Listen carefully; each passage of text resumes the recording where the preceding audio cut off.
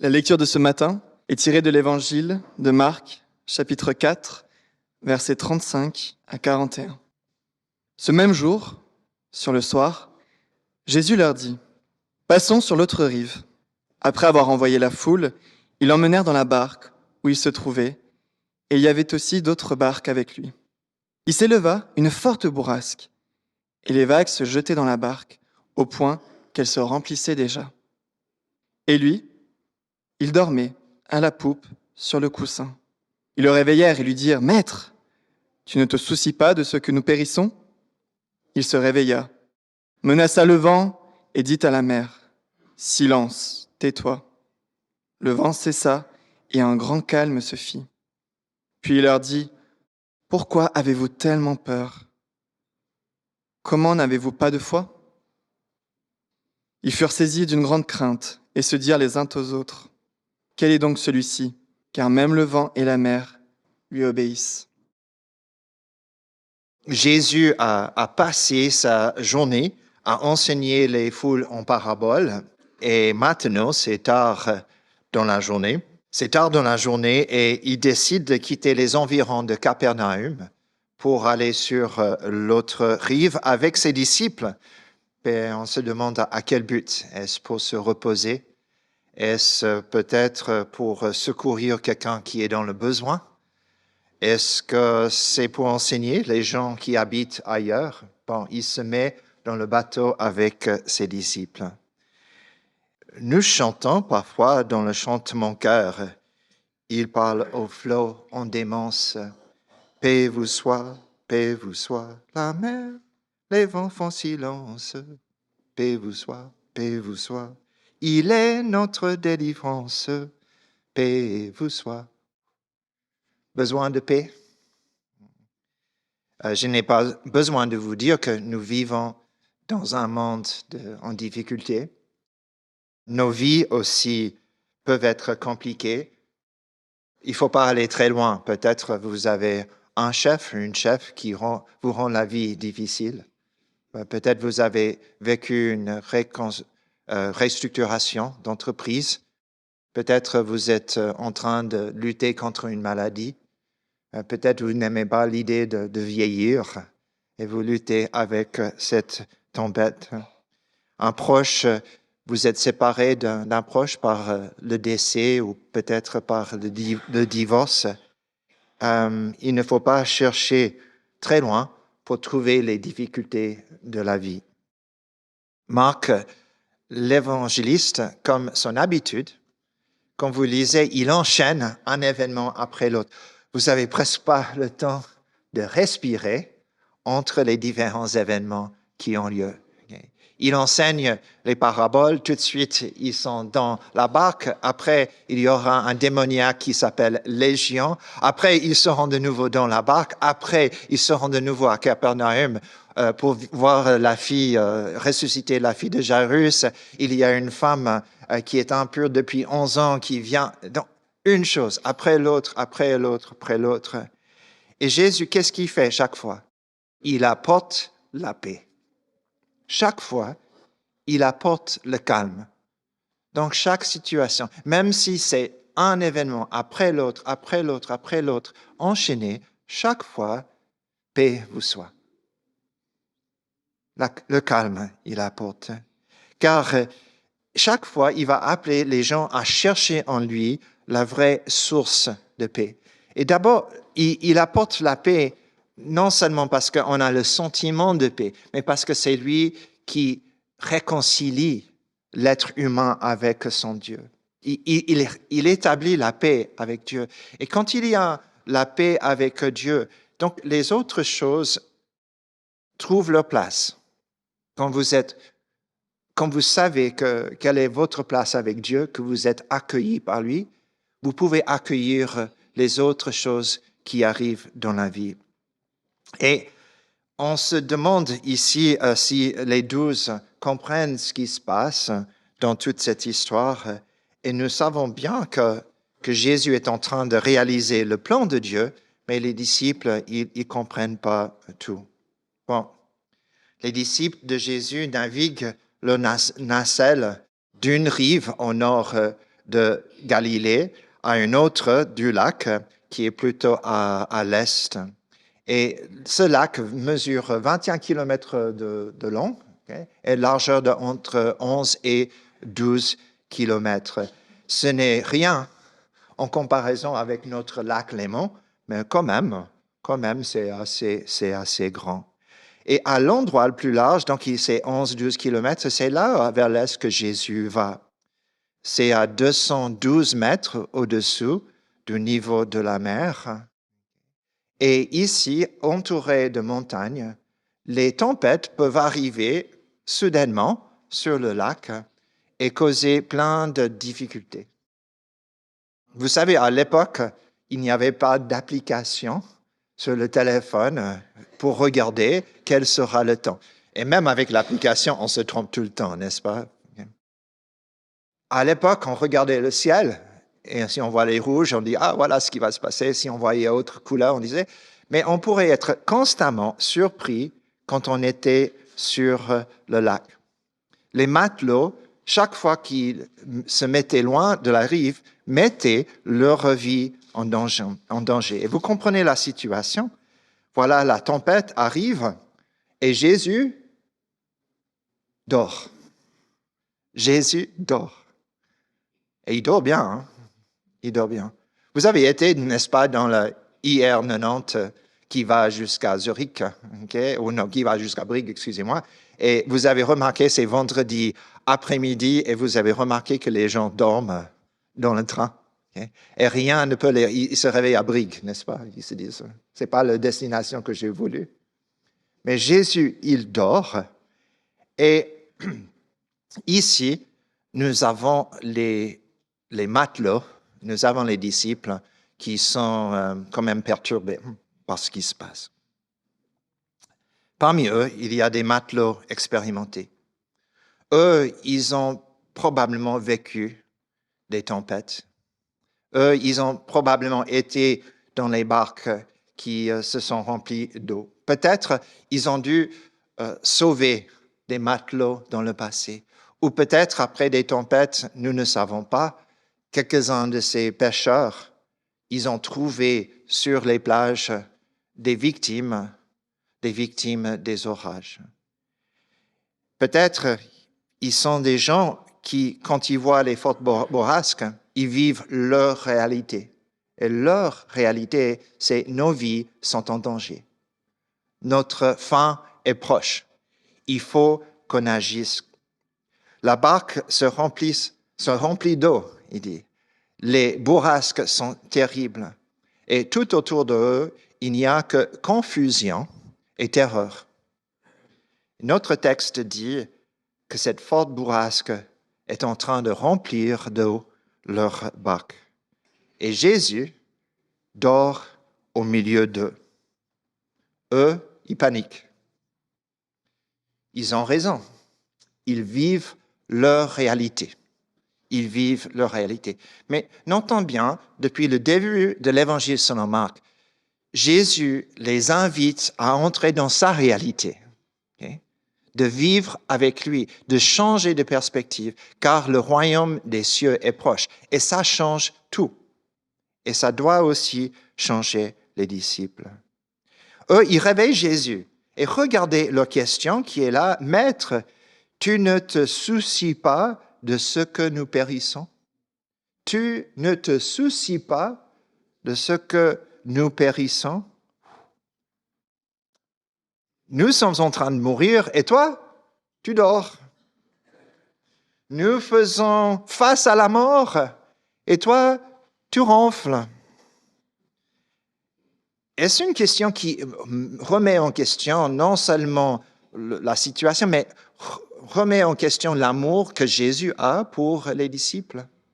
Que eux, ils souffrent. Imaginons, okay, vous êtes en train de vivre un moment difficile, vous appelez un ami okay, qui vient à la maison, vous commencez à expliquer votre problème et cet ami s'endort. OK, c'est pas dans le texte, mais je vous raconte. J'étais dans un endroit avec Doyle en Afrique, à minuit, explosion dans la ville, des mitrailleuses qui commencent à sonner. Nous, dans notre petit endroit, abri, se réveillent, nous nous réveillons. Et j'ai dit, Doyle, est-ce qu'on peut prier? Et nous prions. Et nous prions, et puis moi, je commence après la prière, où est mon passeport, où est l'argent? Est-ce que je dors avec les baskets ou pas, les baskets sur les... Je dors. On a donné à Dieu tout ce qui se passe. Dieu, nous te donnons cela. Moi, je pense à ces choses. Doyle, il ronfle 15 minutes après. Il a dormi toute la nuit. Moi, j'ai écouté lequel des deux a cru? Lequel des deux avait la foi? Bon, il était beaucoup plus âgé que moi, donc peut-être il était plus près. Mais est-ce que cette question remet en cause l'amour de Jésus pour ses disciples? Est-ce une accusation? Tu ne te soucies pas de ce qui se passe à nous? C'est plus qu'un simple « aidez-nous », c'est plus tu ne penses pas à nous. Et les terreurs de la tempête, ils ont amené ces personnes à demander si Jésus se souciait d'eux. Les terreurs de la tempête mettent en question, pour eux, la fidélité du Fils de Dieu envers eux. Et les 12 se tournent vers lui quand même. Ils disent, « Réveille-toi ». Et Jésus, il se réveilla, il menaça le vent et dit à la mer, « Silence, tais-toi ». Jésus est maître de la situation. Et quand nous étudions comment Marc écrit cela, et il se réfère à un autre événement. Okay? Là, c'est au Marc chapitre 4. Si vous avez vos Bibles, vous pouvez aussi chercher dans Marc chapitre 1. Okay? Au chapitre 1, Jésus va rencontrer un démoniaque. Et à vous de me dire ce que les deux événements ont en commun. D'accord? À vous de me dire. On va vite regarder. Donc, si vous regardez dans Marc chapitre 1, le verset 25 à 27, voici nous voyons. Donc, au démon, Jésus le menaça, « Tais-toi et sors de cet homme. » L'esprit impur sortit de cet homme dans une convulsion et en poussant un grand cri. Tous furent saisis de stupeur, de sorte qu'ils se demandaient les uns aux autres, « Qu'est-ce que ceci? Une nouvelle doctrine donnée avec autorité? Il commande même aux esprits impurs, et ils lui obéissent. » À vous de me dire, qu'est-ce que les deux histoires ont en commun?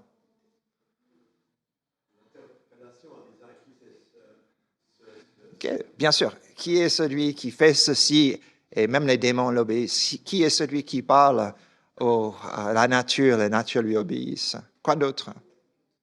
Il menaça, n'est-ce pas? Il menaça. Oui, tu avais aussi. Il menaça, okay? Et c'est ce qui se passe. Et puis eux, ils se demandent. Nous retrouvons les mêmes menaces.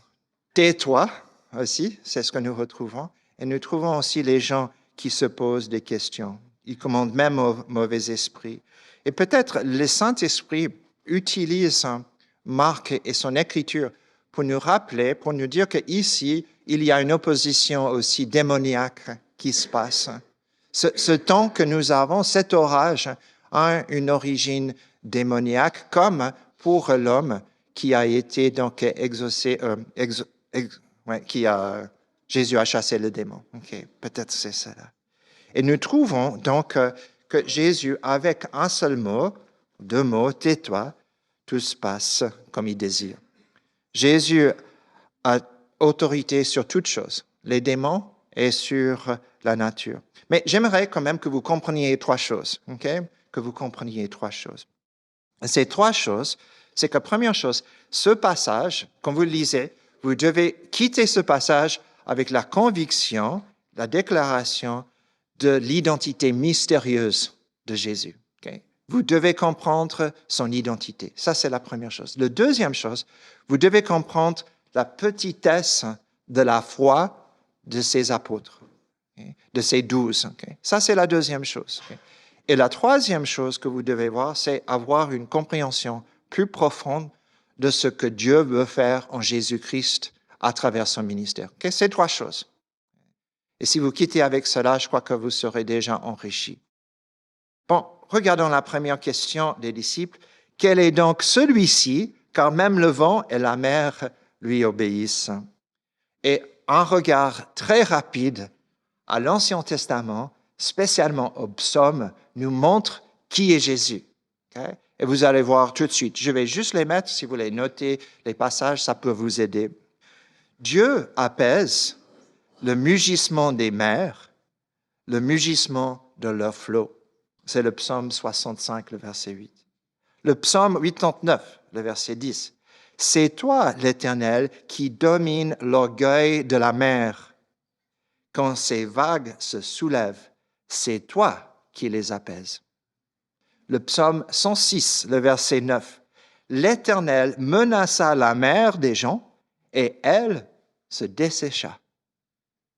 Le psaume 107, le verset 28 et 29. Dans leur détresse, les matelots crièrent à l'Éternel et il leur fit sortir de leurs angoisses. Il arrêta, calma la tempête et les flots se turent. Qui est donc celui-ci? Bon, Jésus a fait seulement ce que Dieu le Père peut faire. Et pourtant, les disciples ne l'ont pas encore saisi. Ils posent la question plutôt que d'arriver à la conclusion. Ils savaient que Dieu allait venir régner sur Israël, qu'il devait venir dans son royaume, et Jésus vient pour régner l'incarnation de Dieu sur Israël. Mais eux, ils n'étaient pas encore prêts à accepter qui était Jésus. Il manifeste son autorité divine, que lui, il est Dieu fait chair. Et c'est remarquable que eux, ils ne reconnaissent pas tout de suite, mais le démoniaque, Légion, quand ils arrivent à l'autre rive, sa première déclaration, c'est « Que fais-tu avec nous, fils de Dieu? Que fais-tu avec nous? » Il vit Jésus de loin, accourut et se prosterna devant lui et s'écria d'une voix forte, « Que veux-tu, Jésus, fils du Très-Haut? » Marc a enregistré cet événement sur le lac pour que nous voyions et comprenions que Jésus est vraiment le Fils de Dieu et que ses disciples commencent quand même à soupçonner qu'il y a quelque chose d'autre, ce qu'ils attendaient. L'incarnation et la mission de Dieu. C'est ce que nous voyons. Jésus est Dieu. C'est la première chose que nous voyons. Une déclaration mystérieuse de qui est Jésus. Mais nous voyons aussi autre chose. Nous voyons la foi minuscule des 12. La deuxième chose, c'est que la foi des 12 apôtres n'est pas ce qu'on aimerait que ce soit. Jésus aurait pu les féliciter, de dire « Ah, ouf, heureusement vous avez eu confiance en moi. Okay? Quand vous avez vu la tempête, vous êtes venus à moi et vous avez dit « Ah, sauve-nous, sauve-nous, tu ne penses pas à nous ?» Non, non, c'est pas ça.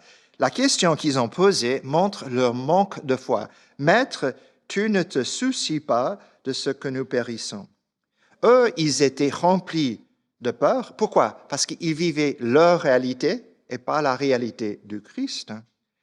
Ce qui est opposé à la confiance et à l'amour. Parce que la crainte est l'opposé de l'amour. Que fait l'amour? L'amour bannit la crainte. Et donc, la réaction de Jésus, c'est « Comment n'avez-vous pas de foi ?» Jésus, comment n'avez-vous pas de foi? Ok. Vous avez réveillé des gens après une sieste une fois. Okay. Il y a des personnes grincheuses. Je ne parle pas de personnes ici que je connais, mais il y a des gens, on les réveille et ils sont grincheux après la sieste. Il ne faut pas le confesser si vous voulez, on peut en parler. Mais ce n'est pas ça que Jésus n'est pas grincheux parce qu'on a interrompu son sommeil. Jésus, ce qu'il fait ici, c'est qu'il répond à leur demande avec peu de foi vous avez. Non, il ne dit pas vous avez peu de foi. Il dit pas de foi. Il y a une grande différence entre peu de foi et pas de foi. Leur crainte avait pris racine dans le lieu où devait résider leur foi. Le terrain, la bonne semence, c'est tombé sur un terrain qui aurait dû prendre racine en eux, mais puisque ce message n'avait pas pris racine en eux, il y a autre chose qui prend racine, c'est la crainte. Et le doute des disciples est vraiment comme Israël dans le désert, après la délivrance, après les 10 plaies. C'est exactement la même chose. Okay? Sauf qu'on est à la mer, on est sur la mer dans la tempête, et Israël était au désert. Et c'est important de saisir ceci. Vous vous souvenez d'Israël quand vous lisez Exode et Nombre et Deutéronome, ce que vous faites tous les jours, sans doute. Hein? Tu nous as amenés ici au désert pour mourir. Il n'y a pas assez de tombeaux en Égypte. Ah, si seulement on avait ces concombres qui étaient tellement bons. Okay. Ah, on aimerait avoir du pain. Ah, encore du pain. Ah, on aimerait avoir de la viande. Ah, encore de la viande. Il n'y a pas d'eau. Il n'y a pas ceci, il n'y a pas cela. Israël se plaignait. Et les 12, avec leur crainte, ils manquent de la foi et donc ils n'ont pas la confiance que Jésus va les amener à l'autre rive parce qu'il est celui qu'il est. Ils n'ont pas compris son identité. Et s'ils avaient compris que la météo ne pouvait rien lui faire sans son accord, s'ils avaient compris les paraboles prononcées, parce que juste avant, il dit, on sème et ça pousse, ça grandit et on ne sait pas comment, mais ça va avoir lieu, le règne va venir et il n'y a pas d'obstacle. S'ils avaient eu cela dans leur cœur, ils auraient pu vivre autre chose. Jésus est-il trop dur avec les apôtres? Être dans l'angoisse quand le Créateur du monde est dans le bateau est un non-sens. Dieu vient pour régner. Et donc, ils doivent avoir confiance. Maître, ne te soucie pas de ce que nous périssons. Remets en question non seulement sa capacité d'aider, mais aussi son désir d'aider. Jésus dira, le plus grand amour qui existe, c'est de donner sa vie pour ses amis. Il parlait de lui-même. Paul écrira plus tard, Dieu a déclaré son amour pour nous parce qu'il a envoyé Jésus à la mort. Donc, comment est-ce qu'on peut mettre en doute l'amour de Christ pour les 12? Leur plainte, c'est parce qu'ils n'avaient pas la foi. Je suis sûr que Dieu comprend nos plaintes et nos tempêtes, mais je suis sûr aussi qu'il dit donne place à la foi plutôt qu'à la peur. Laboure le cœur pour avoir plus de foi, d'espérance et d'amour, et moins de peur. Fais confiance. Un chant qui révise cette histoire pour nous. Une nacelle en silence vogue sur un lac d'azur. Tout doucement, elle avance sous un ciel tranquille et pur. Mais soudain, le vent s'élève, chassant un nuage noir, et les vagues qu'il soulève font trembler, car c'est le soir. Grande est alors la détresse des voyageurs éperdus, grande est aussi leur faiblesse, leur foi ne les soutient plus. Mais il en est un qui veille sur eux tous, bien qu'endormis. Ah, faudra-t-il qu'on l'éveille? N'est-il plus leur tendre ami? Maître, es-tu donc insensible? Tu le vois, nous périssons, tout miracle t'est possible. Sauve-nous, nous t'en prions.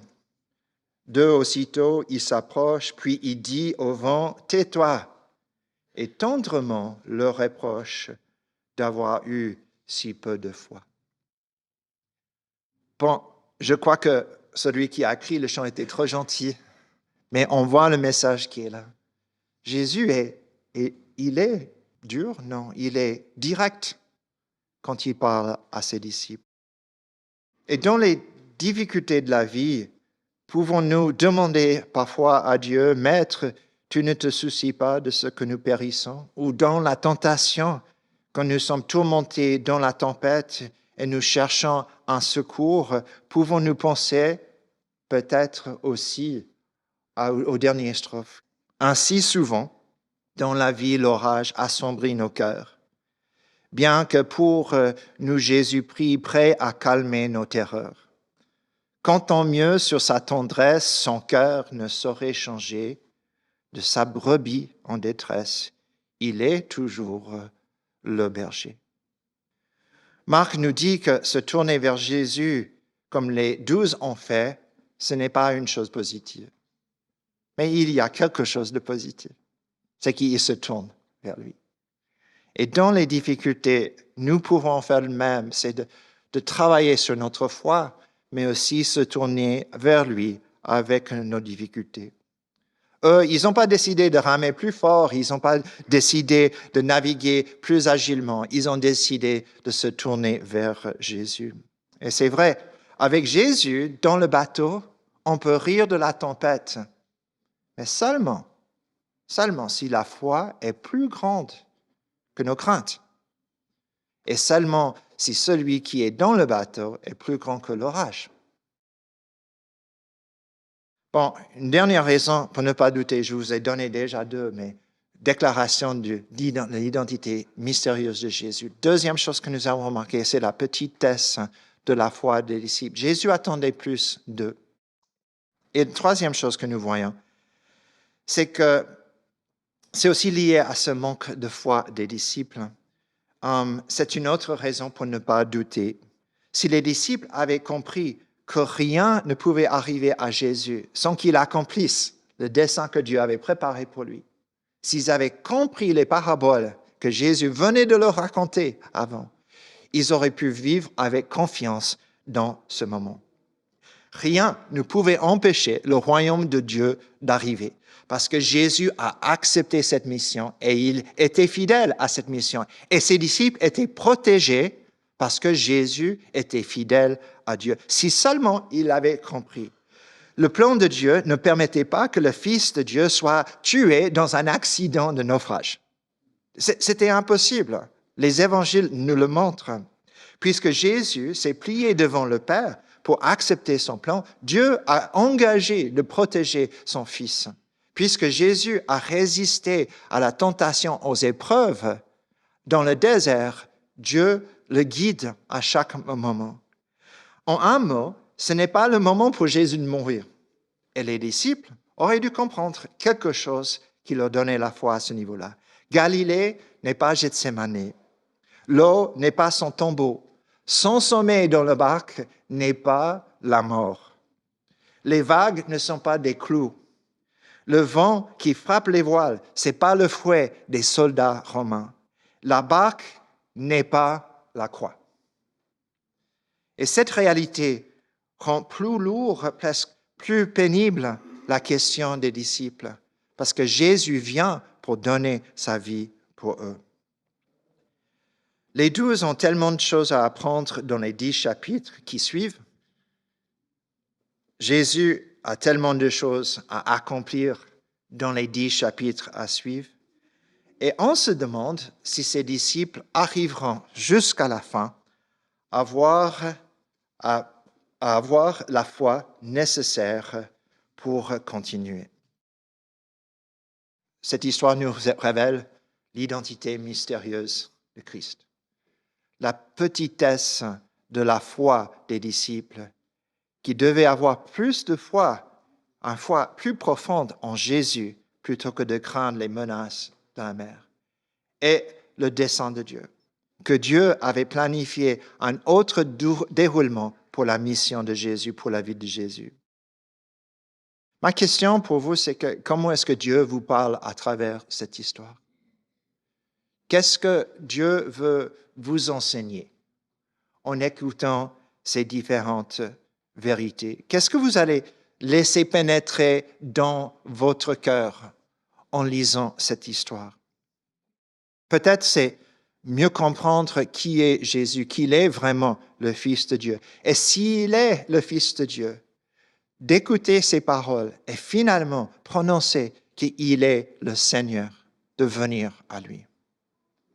Ou peut-être vous êtes dans la tempête et il vous manque la foi. Les vents sont trop forts, les vagues sont trop hautes, la barque de votre vie prend de l'eau. Et Jésus vous dit, pourquoi avez-vous tellement peur? Ne sais-tu pas qui je suis?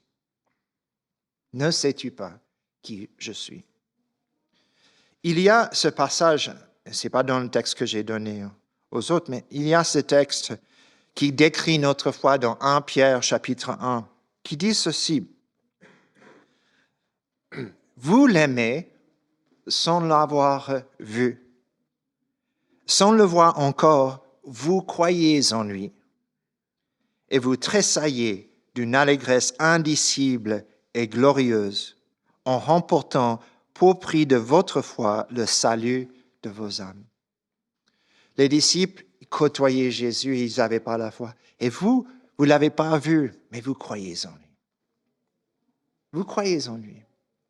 Vous, sans le voir encore, vous savez qu'il garde pour vous un trésor. Et donc Jésus dit, pourquoi avez-vous tellement peur? Ne sais-tu pas qui je suis? Et peut-être, c'est de voir ce que Jésus a déjà fait pour vous, d'être rempli de reconnaissance, car Jésus est allé à la croix. Et puisqu'il a fait face au vrai orage, nous pouvons rire de la tempête. Parce que la vraie tempête, c'est la mort. Le vrai orage, c'est la mort. Mais Jésus est sorti de l'autre rive et il nous attend. Il nous attend avec espérance, foi et amour. Rire de la tempête en route vers l'autre rive où nous retrouverons la vie, car lui, il a repris la vie.